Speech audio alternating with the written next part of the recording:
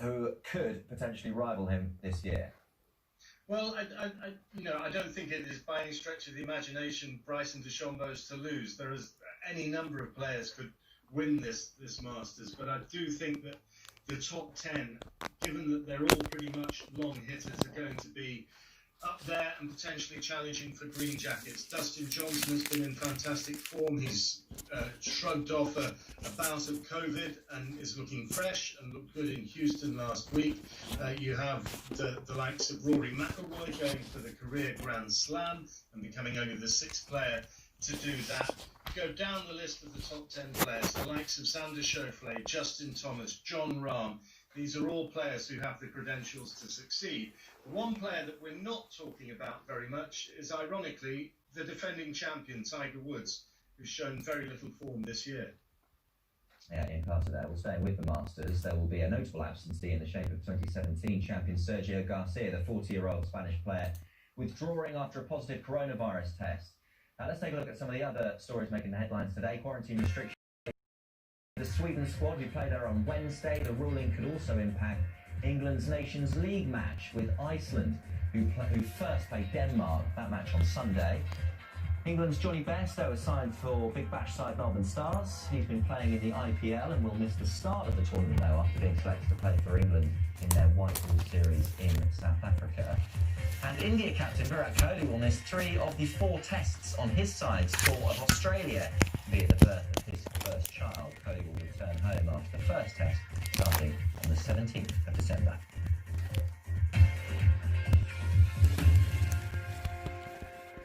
Next up, it's a year to go to the day until England hosts the Women's Rugby League World Cup. The opening fixture between England and Brazil will be staged at Headingley Stadium in Leeds. Joining me is Jodie Cunningham, who plays for St Helens in England, and Francesca Bunting, who will be turning out for Brazil, who make their debuts in the competition. Hello to you both.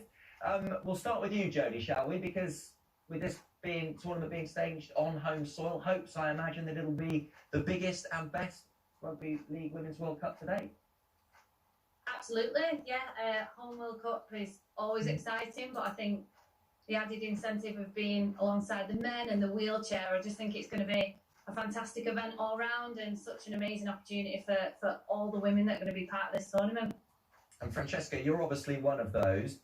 Am I right in thinking you live in St Albans, you played a lot of rugby league out in Australia, but yet qualified to play for Brazil? Just talk us through how that's the case. Yeah, I know it was a very weird series of events, to be honest, but moved out to Oz and started playing sevens out there and bumped into Matty Gardner, who's obviously the head coach for the Brazil Women's Rugby League team. And he did a bit of coaching with myself and a couple of friends out in Oz, and then through just talking and sort of realising he was from the UK and learning about his league career and the fact he played for Brazil himself, came on to the fact that I've got Brazilian heritage, and he asked me to send some footage through, and from there I'm here. But back in St Albans, back on the home ground since moving back from Australia a bit earlier than anticipated due to the current situation. But yeah, just still going on with training and programmes and making the most of it, really. And Jodie, obviously, Francesca talking there will be all too aware of this. Australia, it's worth pointing out, are the team to beat. They've won the last 2 tournaments. Yeah, they have. Australia, a fantastic side, and it's so great to see how much women's rugby league's growing in Australia. And I think we had that realisation in 2017 as how much progress they've made since the 2013 World Cup. But all sites in England have been set on this World Cup ever since landing back in England after 2017 and knowing what work we had to do in these 4 years. And even with the current situation, England are working really hard across the board with all the England performance unit to make sure that we're in the best position to win 3 World Cups. And that obviously includes the women, and we're trying and working really hard individually now to make sure we're in the best position to do that. That, of course, is the aim, and there's obviously a lot of time to go before the World Cup takes place next year. Francesca, for you, obviously Brazil making their debut, it's going to be a very exciting time. Just give us a sense of how much rugby league is played in Brazil. So obviously it's quite a new sport for them in general. They only started really competitively playing it in 2013, and then since then it's grown from strength to strength. to now be the first South American team sort of debuting in the World Cup for women's, which is just an amazing achievement by the girls and just shows how strong that sport is growing. I think it's growing a lot more quickly and a lot bigger than most people probably realise, and I think this sort of World Cup debut and the success that hopefully we're going to achieve in this, we'll just see it go from strength to strength even more, and just the opportunity of being part of that is amazing.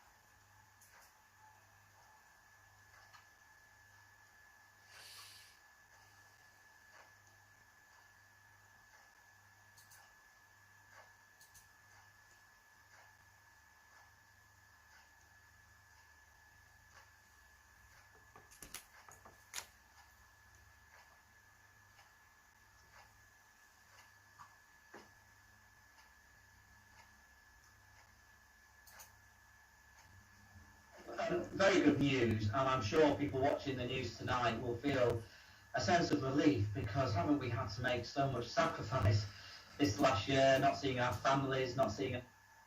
Very good news, and I'm sure people watching the news tonight will feel a sense of relief, because haven't we had to make so much sacrifice this last year, not seeing our families, not seeing...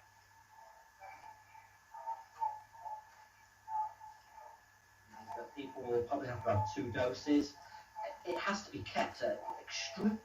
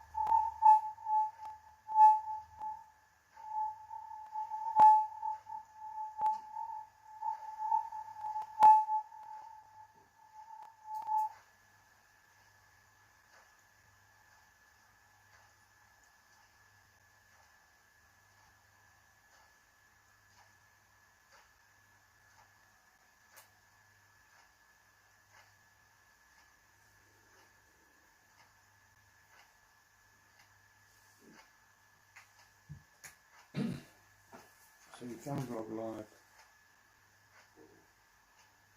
Audio test 1, 2, 3, 4.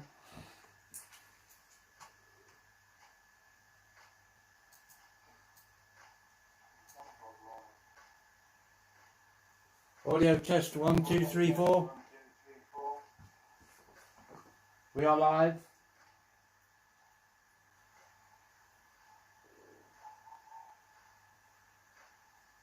Audio test 1, 2, 3, 4. We are live. Trying to work out what the delay is on this backtrack.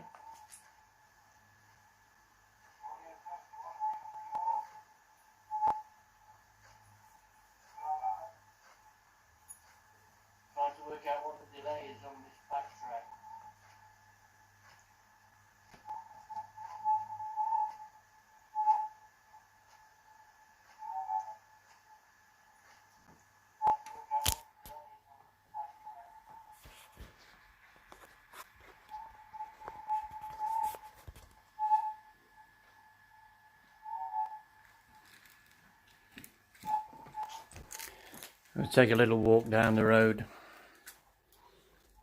Yeah.